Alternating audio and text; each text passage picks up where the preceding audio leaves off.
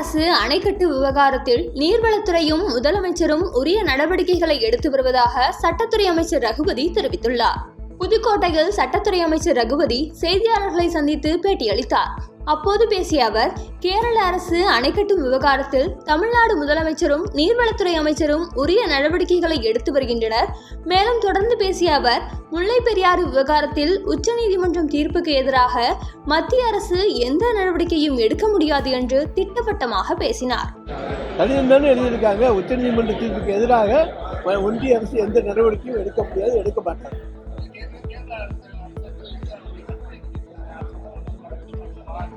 அதற்குரிய நடவடிக்கைகளை நீர்வளத்துறை எடுக்கும்.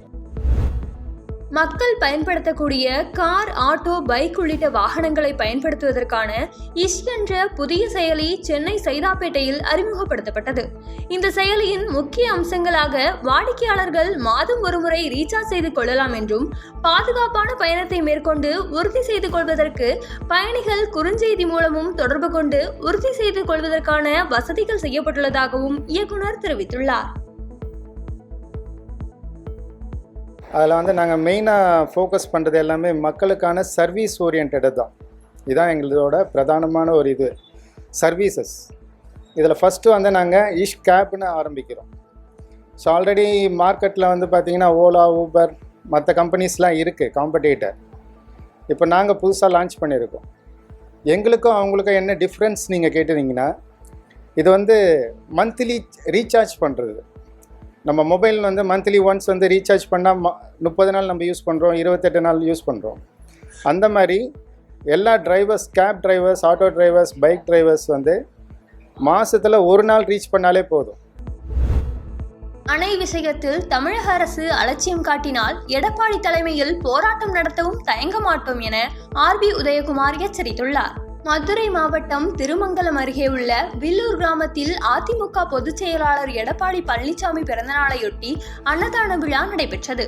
நிகழ்ச்சியில் முன்னாள் அமைச்சரும் சட்டமன்ற தலைவருமான RB உதயகுமார் பங்கேற்று அன்னதானத்தை தொடங்கி வைத்தார். இதனைத் தொடர்ந்து செய்தியாளர்களிடம் பேசிய அவர், முல்லை பெரியாறு அணையின் குறுக்கே கேரள அரசு அணை கட்டும் முயற்சியை பூனை போல் பதுங்காமல் புலி போல் பாய்ந்து தமிழக அரசு நடவடிக்கை எடுக்க வேண்டும் என வலியுறுத்தி பேசினார். இல்லையென்றால் அதிமுக பொதுச் செயலாளர் எடப்பாடி பழனிசாமி தலைமையில் 5 மாவட்ட விவசாயிகளை திரட்டி தேனி அல்லது மதுரையில் மிகப்பெரிய அளவில் போராட்டம் நடத்தவும் தயங்க மாட்டோம் என காட்டமாக பேசினார். கேரள அரசு தொடருமானால், தமிழகத்துடைய ஜீவாதார உரிமை பாதிக்கப்படுமானால், ஆளுகிற அரசு இதற்கு துணை பெறுமானால், அதை கண்டித்து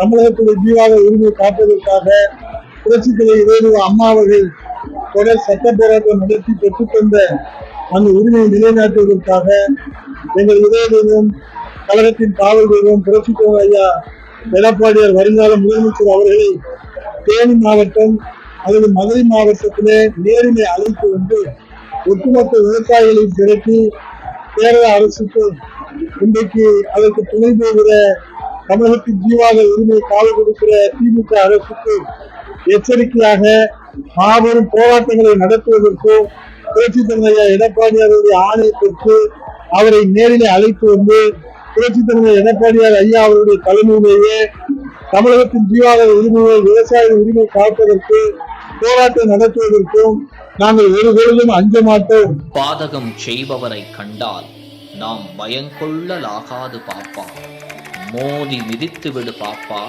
அவர் முகத்தில் உமிழ்ந்து விடு பாப்பா.